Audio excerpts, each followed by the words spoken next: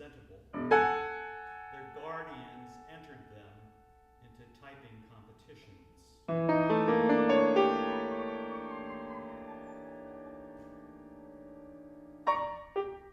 In the first year of competing, Q, the elder of the two brothers, demonstrated greater speed and accuracy than P, the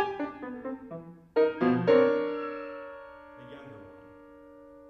But eventually P not only caught up with Q, but outmatched him by far.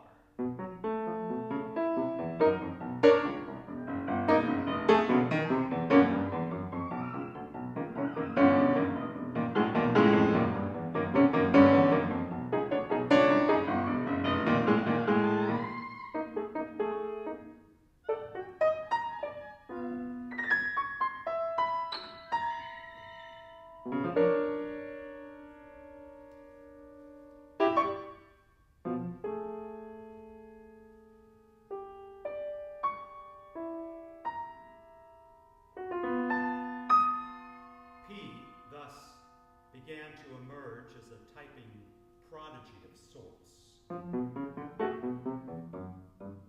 Unable to keep up with his younger brother, Q lost interest in typing books that others had written and decided to write one himself. For he longed to give vent to the unresty stirrings of his prolific imagination.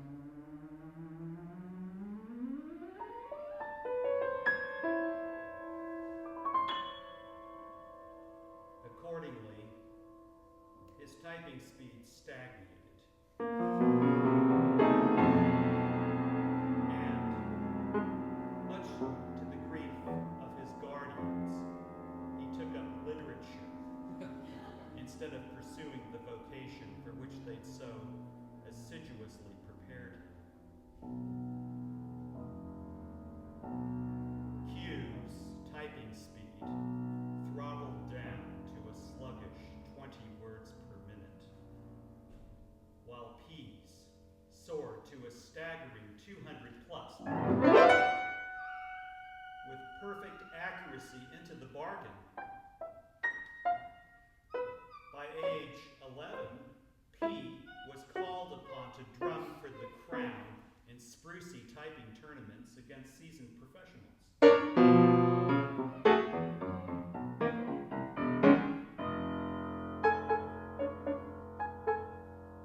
By the time Brother Q had reached a marriageable age, he had transmogrified from a zit-complected hobbledehoy to a brooding melancholic, with furrows of care etched in his brow.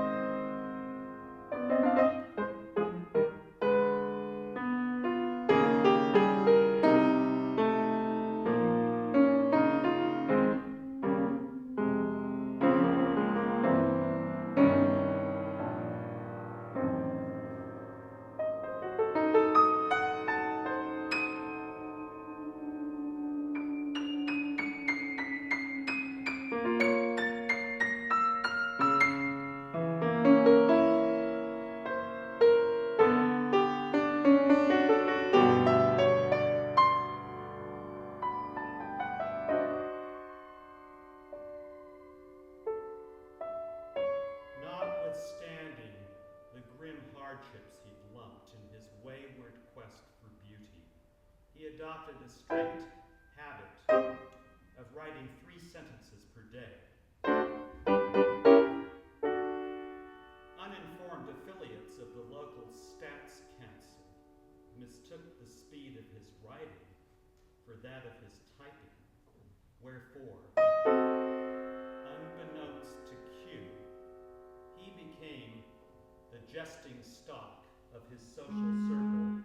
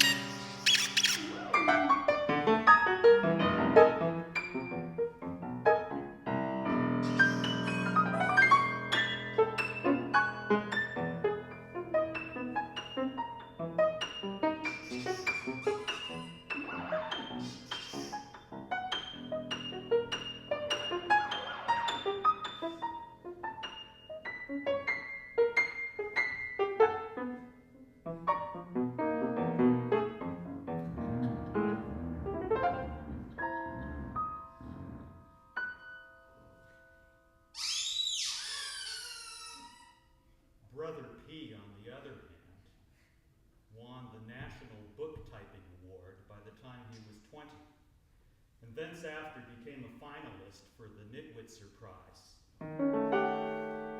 From thenabouts onward, he was a man of note, oft being invited to act as a stand-in on late-night television.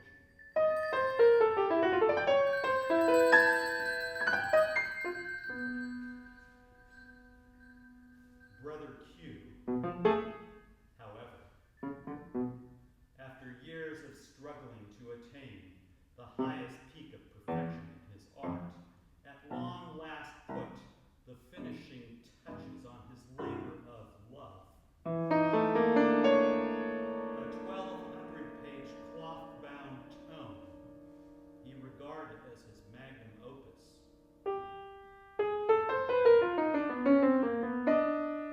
The criticasters, naturally, could not help but compare his book to the thousands of potboilers authored by others that his brother had already typed.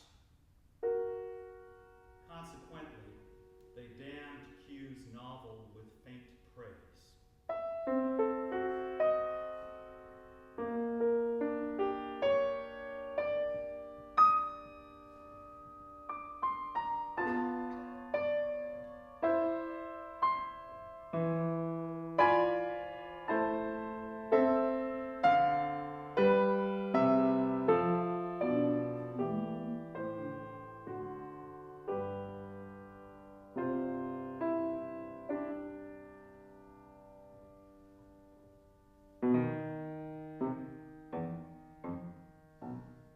One reviewer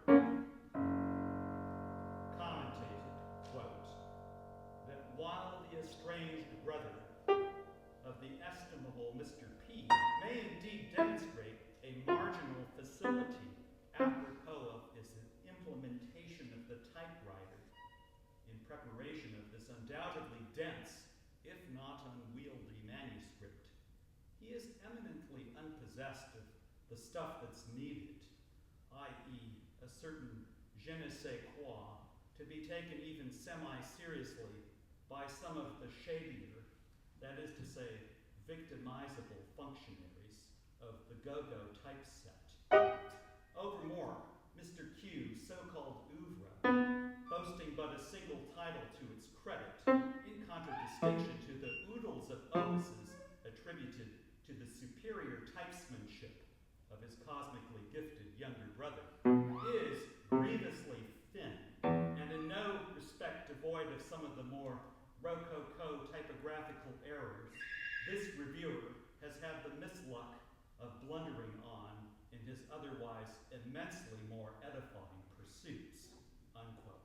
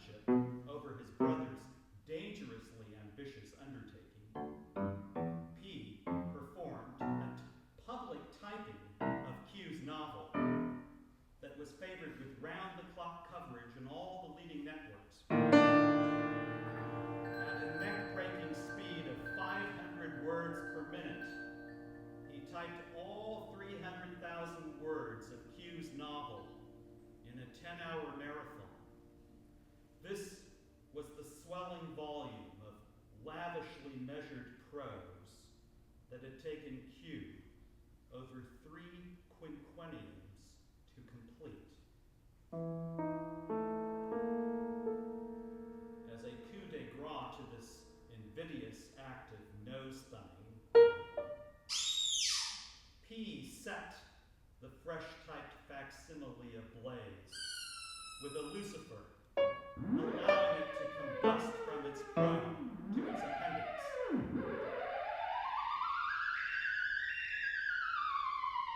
Until all 1,200 pages were lividly aflame.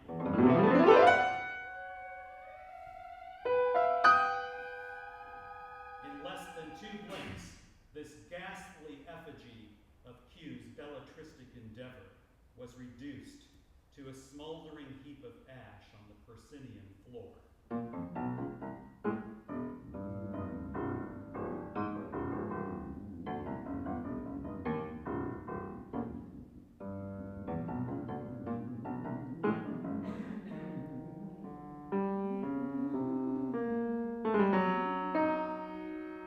After a moment of silence so thick you could mince it with a machete, the audience broke into a flying ovation, demanding hundreds of curtain calls that lasted through the night.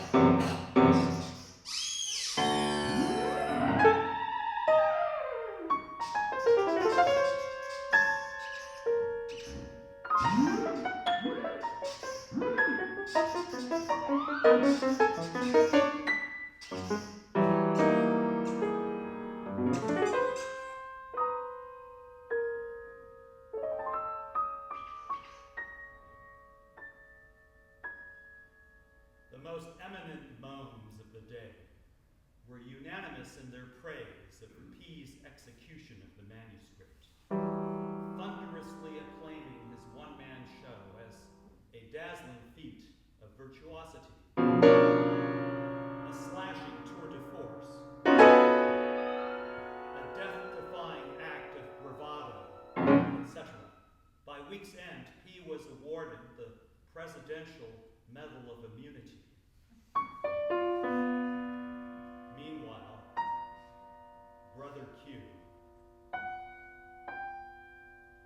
soul-sick and sorrow-beaten beyond redemption, did a Brody from the helipad of a skyscraper in Des Moines.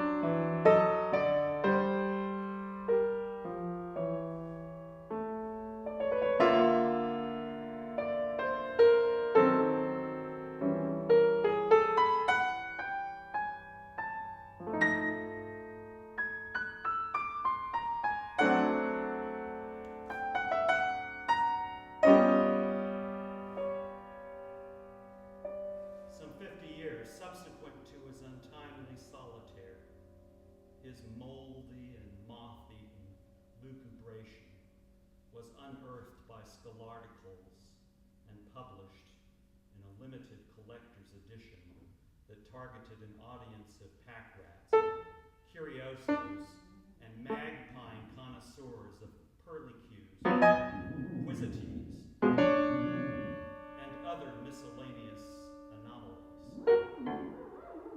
Whereupon some of the more sensationalistic, i.e. blood and thunder and or smoking room elements in the narrative structure of Q's text,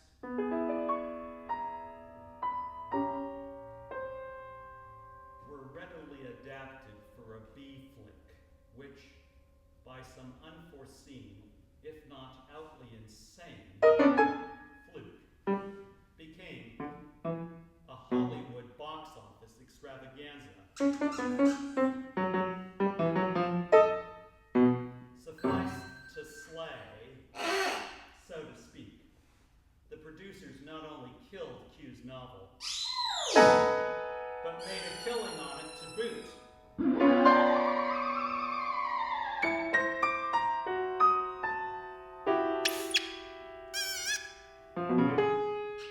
When Brother P reached the autumn of his days, he was pestered by a chronic case of carpal tunnel.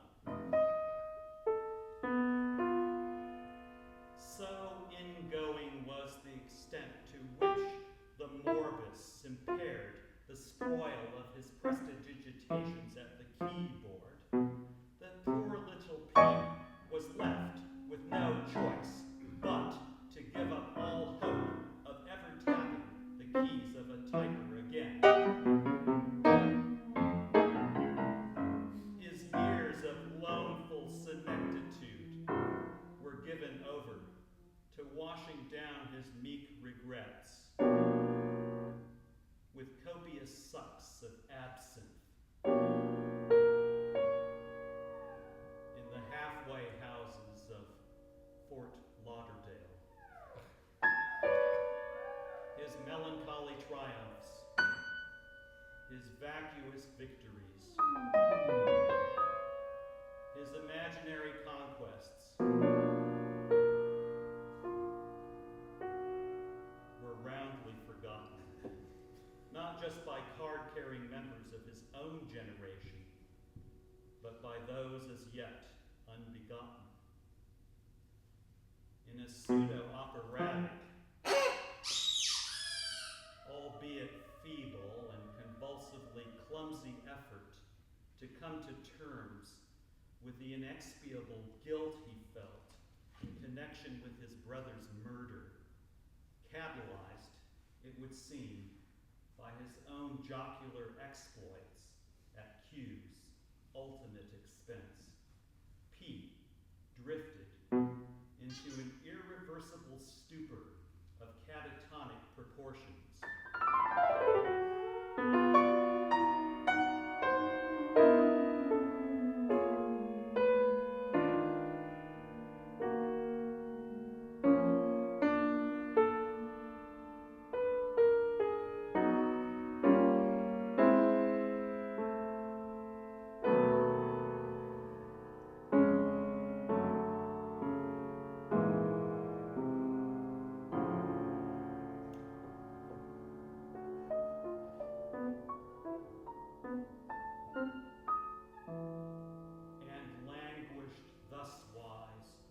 Until his moldering relics were found one vesper, many moons anon, in the fly-infested garret of a flop house in Fresno.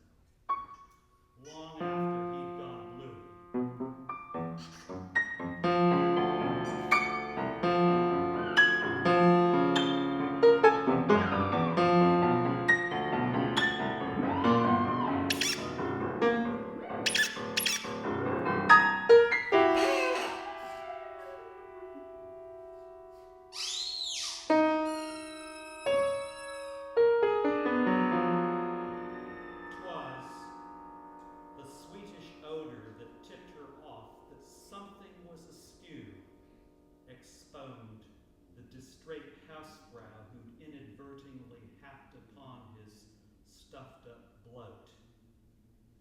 Well, I'll be, she squalled, shaking her wig with displeasure at the unsightly muck she had to scour.